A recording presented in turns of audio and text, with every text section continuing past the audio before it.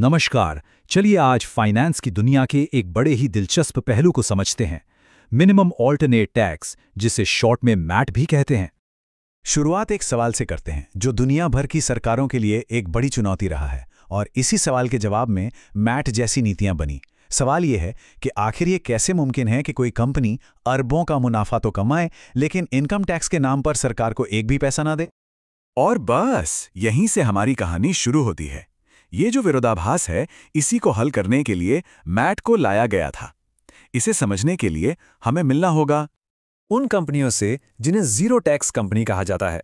अब ये वो कंपनियां हैं जो होती तो बहुत प्रॉफिटेबल हैं, लेकिन टैक्स कानूनों में दी गई अलग अलग छूट, कटौतियों और डेप्रिसिएशन का फायदा उठाकर अपनी टैक्स की देनदारी को कानूनी तौर पर बिल्कुल शून्य कर लेती हैं। तो सारा खेल जो है वो मुनाफे के दो अलग अलग चेहरों का है।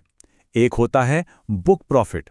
ये वो बड़ा और शानदार आंकड़ा है जो कंपनी अपने इन्वेस्टर्स को दिखाती है। और दूसरा होता है टैक्सेबल प्रॉफिट, जो सारी कानूनी कटौतियों के बाद निकाला जाता है और जिस पर असल में टैक्स लगता है। अक्सर ये टैक्सेबल प्रॉफिट बुक प्रॉफिट से बहुत कम या कभी-कभी तो जीरो भी हो जाता है। मतलब एक ही कंपनी की दो अलग-अलग कहानियां। तो जब ये जीरो टैक्स वाली पहेली सामने आई तो जाहिर है सरकार को कुछ तो करना ही था।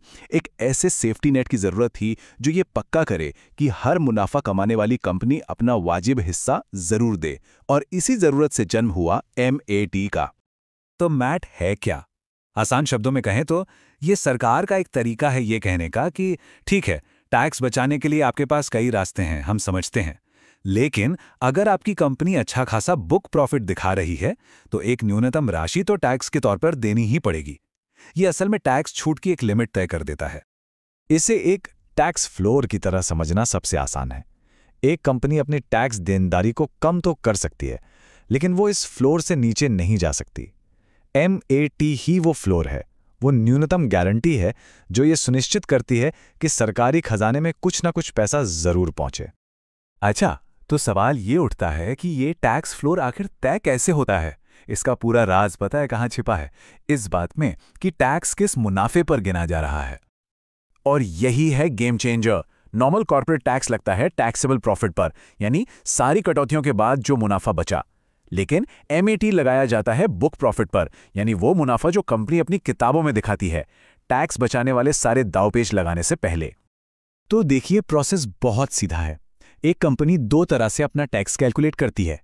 पहला नॉर्मल तरीके से अपनी सारी कटौतियों के बाद, और दूसरा MAT के रेट के हिसाब से अपने बुक प्रॉफिट पर।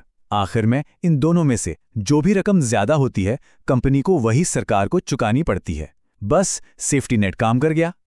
और ये न्यूनतम टैक्स है कितना? फिलहाल मैट की जो बेस रेट है वो है 15%।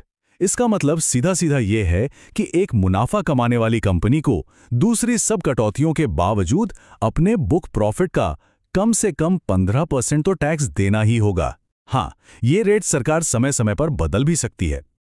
अब ये तो हो गई कैलकुलेशन की बात, लेकिन थोड़ा पीछे हटकर देखें तो ये मैट आखिर इतना जरूरी क्यों है? इसका असर सिर्फ सरकारी खजाने पर नहीं बल्कि पूरे सिस्टम पर पड़ता है, और फेयरनेस की भावना पर भी। देखिए, मैट के कई बड़े फायदे हैं। सबसे पहला और सबसे बड़ा, ये टैक्स सिस्टम में एक तरह की बराबरी लाता है। दूसरा, इससे सरकार को एक स्टेडी इनकम मिलती है जो देश चलाने के लिए जरूरी है। और तीसरा, इससे एक बड़ा ही इंटरेस्टिंग कॉन्सेप्ट सामने आता है जिसे कहते हैं मैट क्रेडिट। और ये MATD क्रेडिट वाला कॉन्सेप्ट बहुत ही शानदार है। इसे ऐसे समझिए कि ये भविष्य के टैक्स की एक एडवांस पेमेंट है। अगर किसी साल एक कंपनी को MAT ज्यादा होने की वजह से ज्यादा टैक्स देना पड़ता है तो वो अतिरिक्त पैसा बेकार नहीं जाता। वो रकम कंपनी के खाते में एक क्रेडिट की तरह जमा हो जाती है, जिसे वो आने वाले सालों में अपनी नॉर्मल टैक्स देनदारी के साथ एडजस्ट कर सकती है। इससे ये सुनिश्चित होता है कि लंबे समय में किसी पर दोहरा बोझ ना पड़े। और इसी के साथ हम इस पूरे मुद्दे के सबसे बड़े सवाल पर आकर रुकते हैं। एक ऐसा सवाल जिस पर हमेशा बहस चलती रहती है। क्या टैक्स में बराबरी लाने के लिए इस तरह का न्यूनतम टैक्स सबसे अच्छा तरीका है, या फिर इससे देश में नए निवेश आने में रुकावट पैदा होने का खतरा है? ये असल में एक बहुत ही नाजुक संतुलन बनाने जैसा है। एक तरफ ये पक्का करना कि सब अपना हिस्सा दें, और दूसरी तरफ व्यापार के लिए एक अच्छा माहौल भी बनाए रखना। ये एक ऐसी बहस है जो शायद हमेशा चलती रहेगी।